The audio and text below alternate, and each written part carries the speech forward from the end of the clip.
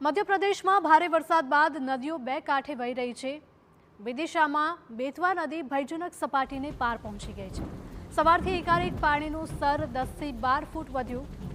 બેતવાના ઘાટ પર આવેલા અનેક મંદિરો પાણીમાં ગરકાવ થઈ ચૂક્યા છે। ફક્ત મંદિરનું શિખર જ દેખાય છે। પાણીનું સ્તર વધતા કાંઠા વિસ્તારના લોકોને એલર્ટ કરવામાં આવ્યા છે, તો નીચાણવાળા વિસ્તારોમાંથી અનેક લોકોનું રેસ્ક્યુ કરવાની પણ ફરજ પડી હતી।